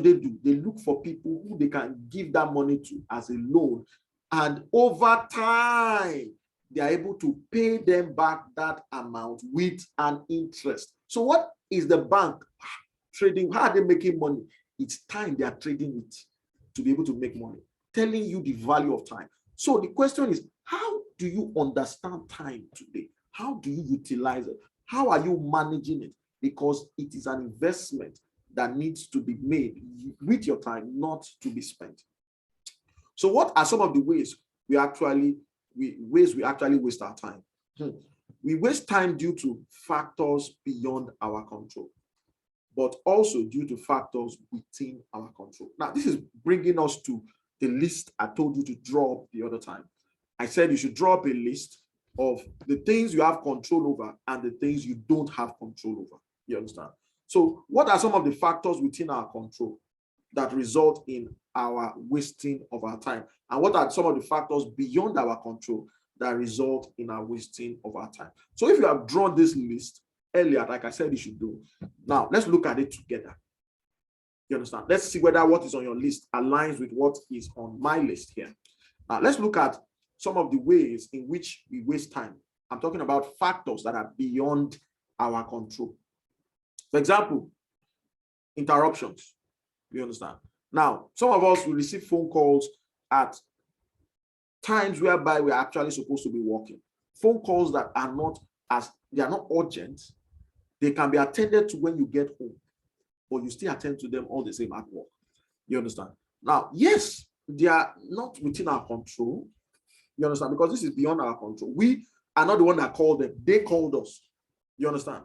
They are not within our control, but you can decide to create a voicemail that whoever is calling you and needs to get across to you can drop a message, and you can listen to it later when you get home or when you are off work. So it means, yes, it's out of your control, but it can be managed. Do you understand? Questions from co-workers or customers, they are not within your control. As you are passing, you understand, a customer or a co-worker stops you to ask you a question. Yeah, it is out of your control because you are going on your own and they stopped you, they interrupted you by stopping you to want to ask you a question. You understand? But very importantly, there's a way you can actually manage that situation by delegating them or referring them to the appropriate people who are in the right position to answer those questions. Now, some organizations even put it in such a way whereby there are platforms whereby in case you have questions, there are frequently asked questions that could be answered automatically on their websites and so on and so forth. Then computer and even other equipment problems, they are out of your control. Your laptop all of a sudden crashes, or your laptop hangs and is having issues and you have to go to the IT. Now, this happens to equipment. As long as you use equipment, they will malfunction. It's out of your control. You understand? Holding the attending unnecessary and unproductive meetings. Now, before we go to the next, computer and other equipment problems that do happen, that's out of your control. How do you manage that? There's what we call predictive maintenance. It means you are able to also project and foresee that there's a possibility at this time, this thing might have this problem. So some people try to do what is called maintenance or servicing of those things periodically before the thing is likely to happen. And if it's projected that it will happen, they change the parts and ensure that it is like it happens with equipment, generators, printers, lab, different equipment. You can manage those kind of situations. Holding also and attending unnecessary and unproductive meetings. How do you manage that? You set agenda, you put a time bound to it, you understand, and only call the appropriate people that this meeting is meant for. Because meetings are not for everybody. You understand? There are people coming to meetings and they're asking themselves, why am I here? So you allocate meetings for the right people who need to be in those meetings. You can manage this. Staffing shortages, you understand? Covering for absent co-workers. So if you have noticed that there's going to be staff shortage, you can manage this. How? You know that we have a peak period and our off-peak period. So you should have anticipated that we are going to have our peak period and there's a tendency that we might be short-staffed. So what do? You have people on contract basis be present so that if you have more work, you have more staff to be able to attend to the more work so that they will be balanced and not shortage of co-workers. And then you are now in a helpless situation whereby you are now having to overwork workers and the workers are stressed. They are having nervous breakdown because they are overworked. When you should have managed this by understanding the way your business runs and know when there's the peak period and the off-peak period. When is the period whereby you make more, you understand, production than the other. Like for example, Coca-Cola, they know that they will make more production during the dry season than during the rainy season. Of course, because the dry season is their peak period. You understand? Same also with companies that produce bottled water and the likes. Now, unplanned work and changed priorities is also things you don't have control over. You understand? So how do we manage this? These things are very, very important for us to understand. Now, in summary, as we actually round up this entire session, this session is meant to actually last for about an hour, 30 minutes, 2 hours. So in summary, there are ways in which we all waste our time, but some are actually beyond our control, but many are within our control. And these ones that are actually within our control, we need to work on them to manage our time effectively and plan and even organize our day and the way and our week at the end of the day. You must manage and control any form of interruptions that are paying special attention to meetings and even emails. You understand? So it's important we are able to do this. Okay, so some of us were raising up our hands earlier and we have questions to ask. So this is a good time to actually try to ask our questions so that we can have the next few minutes to try and attempt to answer our questions before we go. Any questions before we go, please? Any questions before we go? Any questions before we go, please?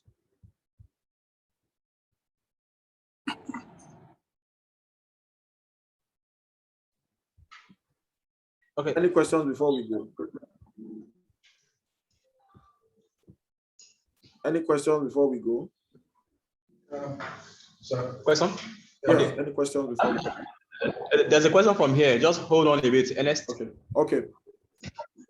Yeah, the question we're discussing managing, when you discuss about managing phones, you talk about battery or outward calls. So what do you mean by battery? I can't hear you very well. Hold on. I can't hear you very well. Okay. Okay. I'll just re-echo what he said. He said I can't hear you very well. Go ahead. So he said you mentioned batching of outward calls. Yes. When talking about managing your telephone, he said, can you shed more light on that? You need to get clarity on what you mean by batching of phone calls. Okay. So when we say batching, for example, now you can have a personal line. You know, most of us have phones that have dual SIMs. You understand? So you have calls that come into your personal line, and you have calls that come in. So you should have phones with dual SIMs, or you have two phones, as the case may be. So you have a line dedicated for personal purposes, and you have a line dedicated for office and business purposes. You understand? So it means if you have separate lines and you have a call coming into your personal phone, a personal line, you understand? Then it means it is not related to work. So it means you should batch it in such a way that anybody that is calling should be able to drop a message. Either they drop a message or they send a text. Now, some of us, how many of us have our phones on automated ways, whereby if someone calls and calls the first time, calls the second time, it will send a notification telling the person that I am either in a meeting or I am busy at the moment, and that drop a message, you understand? And I will look at it when I'm less busy. You understand? Some might even, how many of us have those kind of automation? So it sends a message immediately to the person so that it is, the person doesn't feel offended. I was calling you, you did not pick. So it has an automation whereby it sends a message to the person that I am in a meeting. Please do drop a message and I will call you back. Simple. You understand? Now, the ones that are business related. So if a line is dedicated to business, it means it's important to the work you are doing. Do you understand? It's either a call is coming from your line head, a call is coming from a client. As long as it's business related, you are able to now know that, okay, this call is business related and it will impact on what I'm doing. You understand? So it is important that those calls are attended to. Unlike a call that is personal, your mom is just calling to check up on you, and you're actually before your line head, and he's actually asking you certain questions, and your phone is ringing, which is not supposed to be. It shows, you understand, that you are not taking him or her seriously.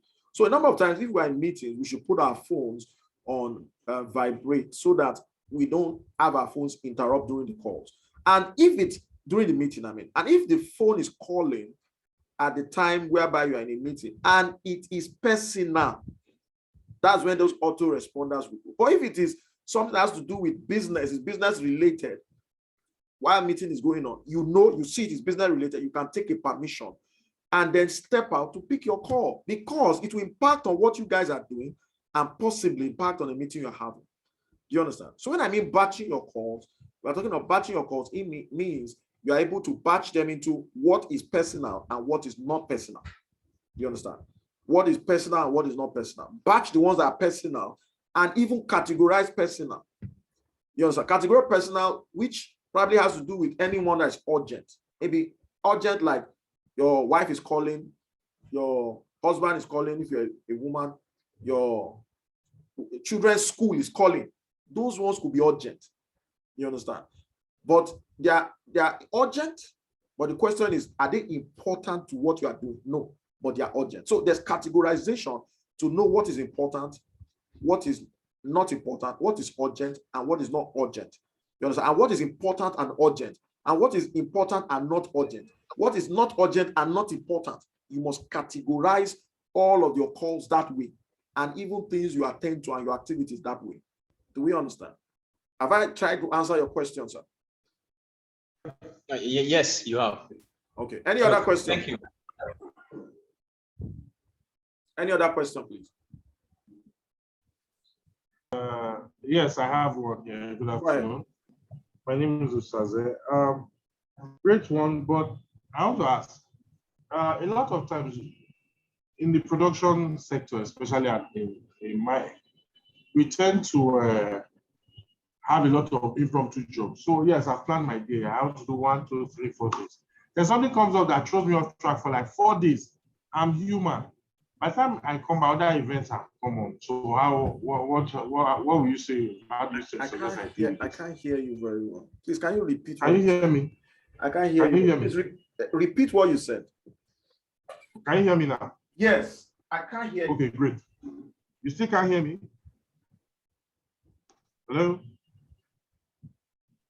Hello? Hello, can you hear me? Okay, great.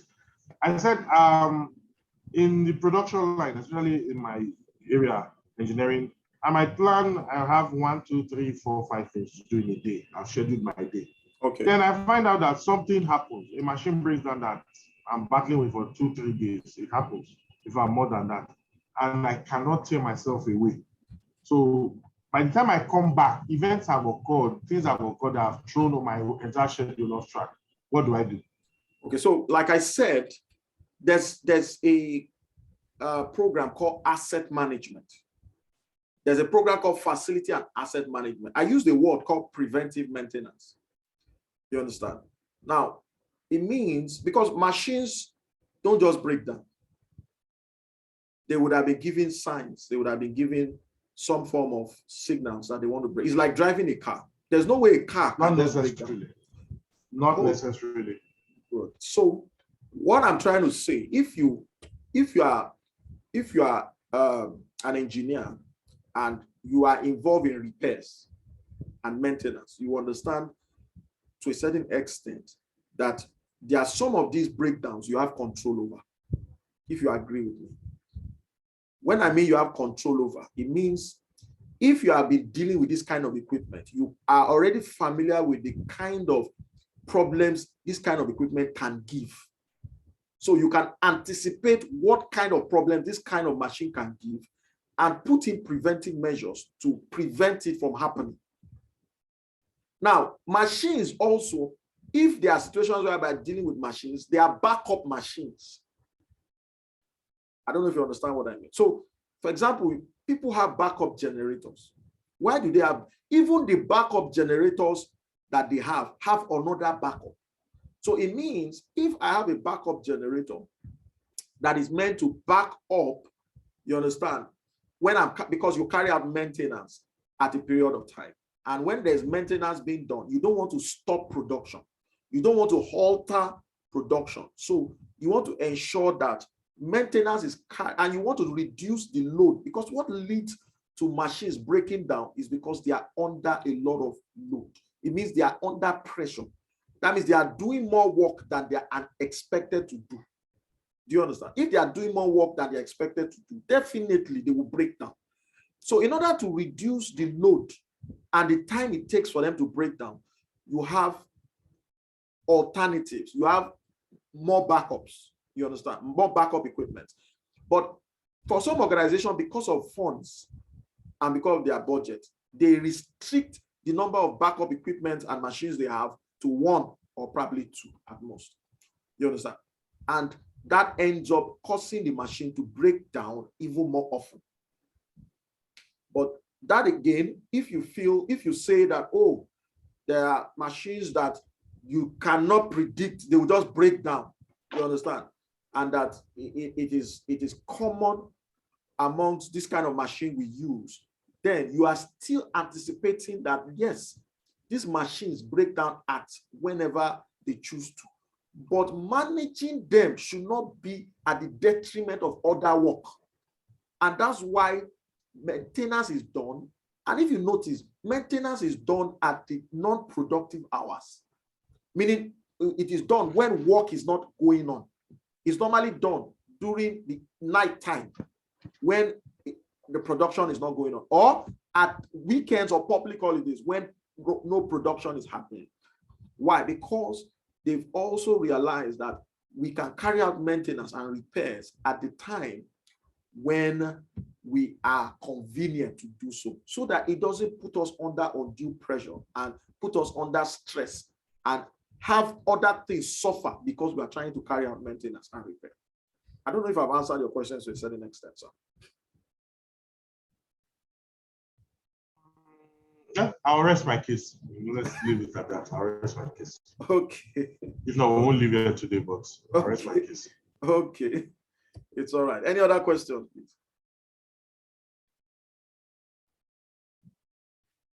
Any other question before we go? Okay, any other question, please? Okay, Adeyemi. Go ahead, Adeyemi. My question is, we talked about delegation of tax. Okay. When a boss delegates a task to his subordinate, we have not been able to expatiate on the feedback from the result or the outcome of that task. Okay. And or the fact that we delegate a task does not mean it's not the responsibility of the person that delegated. So I want us to expatiate more on the feedback, how you can treat the feedback, because if it is positive result outcome, it's still the responsibility of the manager. If it is negative outcome, it's still the responsibility. Okay, so we are talking about feedback from delegation. Exactly. Okay, so you are saying, how do we manage feedback, both positive and negative? That's your question, right? How do we treat it? Yeah. Okay, how do we treat it? How do we manage feedback? Okay, so normally organizations have what we call interns, or what we call some are corporate serving, some are interns, some are learning on the job. You understand? And until they attempt certain work, they won't learn how to do certain things better. Now, you are also conscious of what you should be delegating to certain categories of staff members. There are some kind of sensitive work you will not just delegate to any kind of staff member or to any member of your team, because you must have also evaluated their performance over time. You must have tested them over time with smaller tasks. Now, you will not assign or delegate a major task to a subordinate that you have not tested and that he or she has not proven him or herself. Do you understand? So it means you would test your subordinates and staff members with smaller tasks first to be able to find out how well they are able to manage it, which informs how to assign and delegate bigger tasks to them. So definitely you must delegate and assign tasks, but you must also ensure that all these subordinates are tested and they prove themselves over time based on what they have capacity to do. Because what is stated in his CV is different from what is actualized, what is actual can be actualized in real life on the job. Even though HR might have assigned and they might have recruited a particular staff member and assigned that person to you, you are not to just accept the person without testing the person first with small tasks and assignments. Let the person prove he or herself before you are able to now build confidence to assign some level of tasks that are sensitive and crucial to the work, to those kind of staff members. So you're able to now evaluate from that and be able to measure their performance to know who you can assign what kind of task to and who you cannot assign certain kind of tasks to. You understand? But bottom line is that you can't do all the job. That is a known fact. And you have these team members for the singular purpose to ensure that you are more productive, because you need more. See, this is where the work is. And that's the thinking. No matter how rich Mike Adenuga is, Mike Adenuga cannot achieve all he wants to achieve because he only has 24 hours like I have. But what Mike Adenuga has done is that he has employed different people who now have additional, so he now has additional 24 hours here, additional 24 hours here, additional 24 hours here. So he now has numerous 24 hours in addition with his own 24 hours to achieve his own objective. So it means he has other people who are assisting him achieve his own objective. But if his objective is not clear and is not big enough to accommodate other people in having to get them engaged to do the work, then they will be idle and there will be no need to have them on board, because his objective and his goal is so small that only him can actualize it, or one or two persons can actualize it. So you should ask yourself, what is the agenda of your unit or department? What is the goal you want to actualize? What capacity of people and amount of hours do you need to actualize it? That determines the man hours you need and the number of people who are going to give you those man hours to actualize that particular objective. So you are not able to know who will help best actualize that objective amongst your team members. And when we talk about the goals and objectives, they are different sizes, cadres, and levels.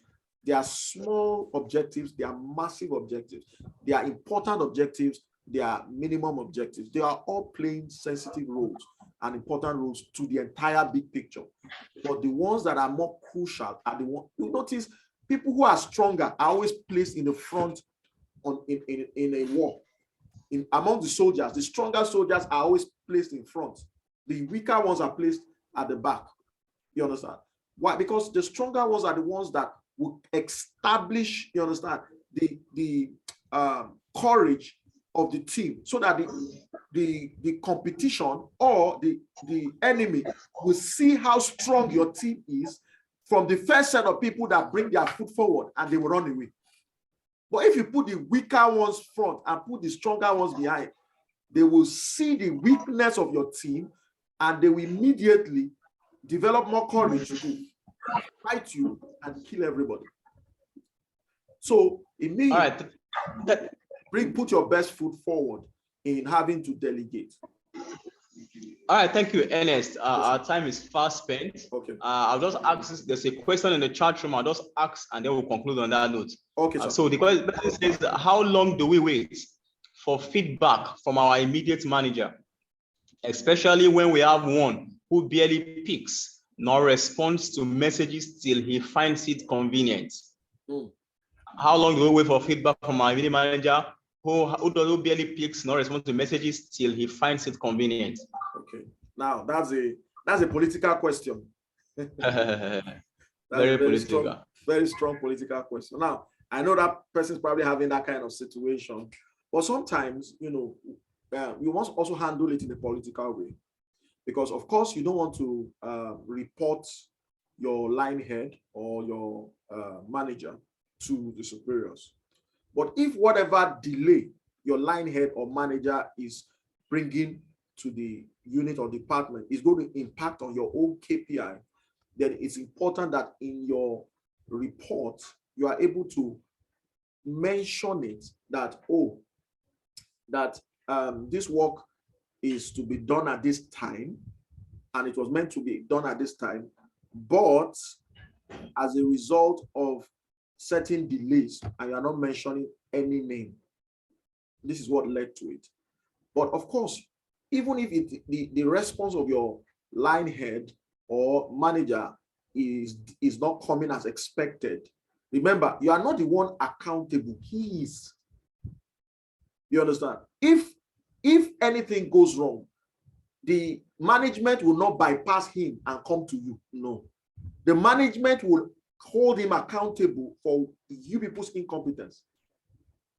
Not the management will not hold you bypassing him for you people's incompetence. No, he's accountable for every one of you. So it means you must also ensure that there's an understanding in the unit and department in your report that whatever you are doing reflects on his own credibility and performance. So if you fail, he fails. If you do well, he does well.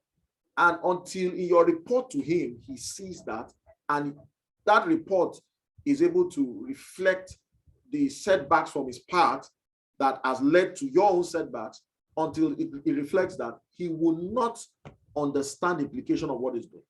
And of course, eventually, if anything is being affected, have you seen cases whereby they remove a line head? And they replace the line head with another line head, but they leave the team members intact. Why? Because the people who are held accountable are the line heads, not the subordinates. The subordinates are only able to reflect their effective performance based on how well the line head or the manager has managed them. You understand? So if it's delaying, it's impacting on his ability to account for what is being done. So it reflects on him, not you. So if he is delaying and you go ahead and bypass him to report, then you have shown insubordination. If you bypass him and go and report to management, that means you have shown that you are a rebel and you have betrayed the unit or the team, because you are working as a team, not as an individual. Do you understand? So teamwork is very important in the work being done, that whatever is done and it is done badly or poorly, it reflects on the entire team and not on you alone. You understand? It reflects on the entire team. So who is heading and who is held accountable of the entire team is him, the line head or the manager. So if it delays, he's the one that will be held accountable. Okay. I don't know if I've answered your question. I think that was explicit. Okay. Thank you, Ernest. I think we still have 4 minutes. Okay. Okay. I've seen some questions in the chat room. No, it's just thanking you for the response. Okay.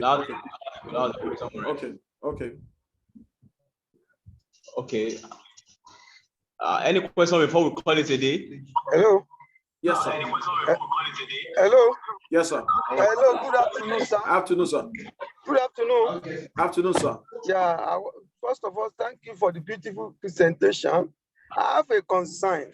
Yes, sir. My concern is the area where you mentioned creating additional hours for I think creating additional hours. For instance, somebody who wakes up 5 every day, and somebody now want to create additional hours, now wake up at 3. I don't think that one will make it to be more efficient. Other than the little time you have, you plan for that time that you have. Do you understand what I'm trying to say? Sir. Yes, sir. Because somebody will wake up 3, and you think that waking up 3, instead of working for 8 hours, he now has 10 hours to work. And that one make it to be more efficient. Or you have 8 hours and you plan for that 8 hours, as you have said on your presentation. I want you to please clear that area, sir. Okay. Thank you very much for that, Mr. I think it's Mr. Kennedy that asked that question. Okay. Thank you very much for that. So what I mean to say, for example, some of us spend hours in traffic. Now, and normally it should take you probably 1 hour to get to work. But maybe because of traffic, you spend 3 hours or 4 hours. What led to that is either you woke up late, you left home late.